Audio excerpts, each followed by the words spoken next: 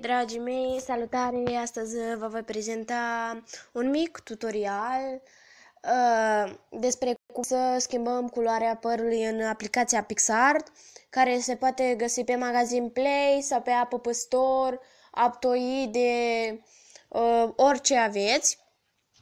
Să începem.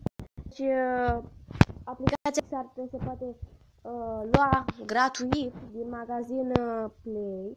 Intrăm doar în Magazine Play, scriem, căutăm PicsArt,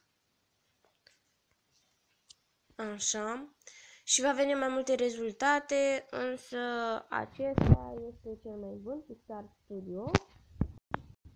Este cu acordul părinților, este aplicația numărul 1 pentru editare de fotografii, desenare și realizare de colaje. Mie mi-a plăcut această aplicație pentru că editează foarte convingător fotografiile, chiar și pe alea care nu sunt inspirate din viața reală. Ok, să începem tutorialul. Mă scuzați, sunt aplicația PicsArt. Așteptăm să se încarce.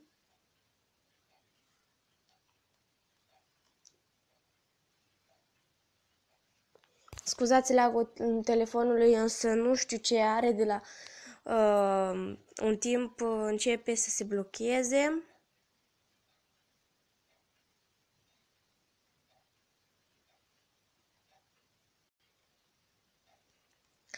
Da. Se încarcă.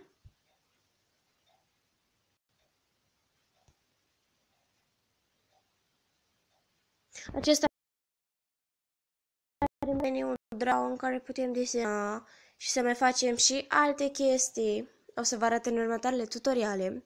Are meniul editare de fotografii și are meniul Collage, în care putem realiza colaje de care vrem noi. Noi astăzi o să intrăm în meniul Edit, dar o să vedeți că se va lega ceva de meniul Draw. Intrăm în meniul Edit.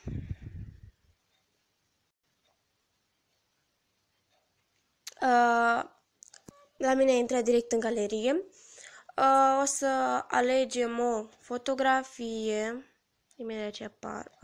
Eu o să aleg pe asta. Am descărcat-o anumit pentru acesta ca să vedeți mai bine cât de simplu este. Însă vă puteți folosi și fotografiile voastre. Merge atât la băieți cât și la fete. Cum vreți voi. Este foarte simplu această aplicație. Mie cel puțin îmi place, eu o consider foarte bună pentru editarea fotografii. Și dacă vă place acest tutorial și credeți că v-a fost de folos, puteți da și un like, un share, poate, ca să vadă și prietenii voștri. Și de ce nu să vă abonați? Să subscribe. În acest meniu de jos avem Draw. În acesta vom intra noi, la Draw. Asta vorbeam că se va lega de Draw. Dar puteți intra direct la Draw, îi dați pe foto și alegeți fotografia voastră pe care vreți să o editați.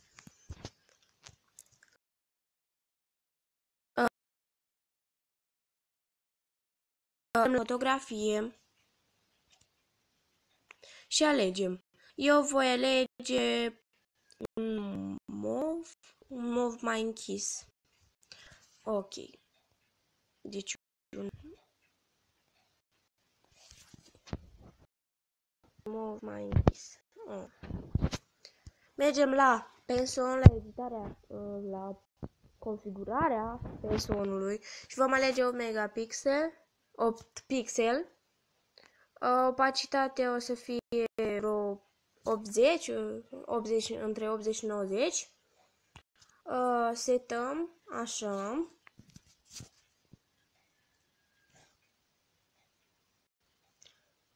Vom mări fotografia pentru o editare mai bună. Și începem să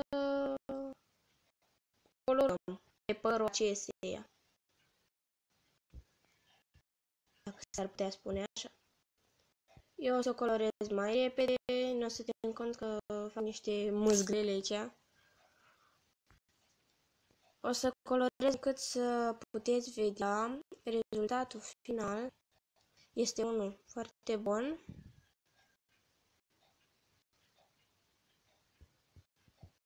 Așa. Să dau un pic cu radiera pe aici. Așa. Mergem și pe partea asta la altă. Și edita și aici.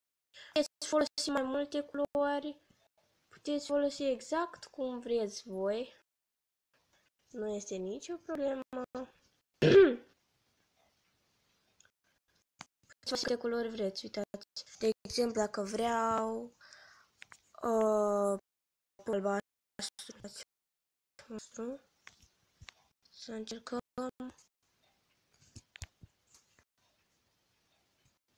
Așa.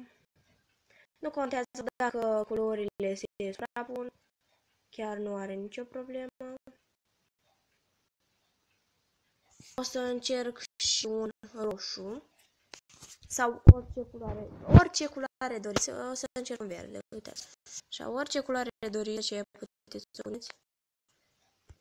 Ce culoare vă arate părul. Cum vreți voi, așa faceți. Tot este în voia voastră. Eu am creat acest canal pentru a vă ajuta în anumite probleme. Puteți să lăsați comentarii cu diverse teme de tutoriale, dar nu genul să-mi rotez telefon, pentru că eu nu o să fac așa ceva. Nu o să-mi rotez pentru că nu îmi place, nu cred că este bine modul de rotare. Într-un fel anume este bine, dar în alt fel nu este. Haideți să revenim la tutorialul nostru. Vom da la aceste 3 fire de jos, din dreapta jos. Și de lângă găletușă vom alege, în loc de normal, vom alege overlay, ultimul. Și părul va arata așa. Desigur că voi o să-l faceți mai bine, mie mi-a ieșit super urât. O să șterg un pic. Dar mi-a ieșit cam nașpa. Dar mă rog, nu am ce face. Eu v-am făcut doar ca să vă arăt cât de simplu poate ieși. Uitați. Și alte culori se poate. Uitați. Orice se poate, în afară de față. Asta este marea culorii părului. Tutorial mă aștept să dați un like, un subscribe și de ce nu un share. Vă mulțumesc pentru vizionare și vă aștept să vizionați și celelalte tutoriale pe care o să le încarc foarte recent. Vă mulțumesc și bye!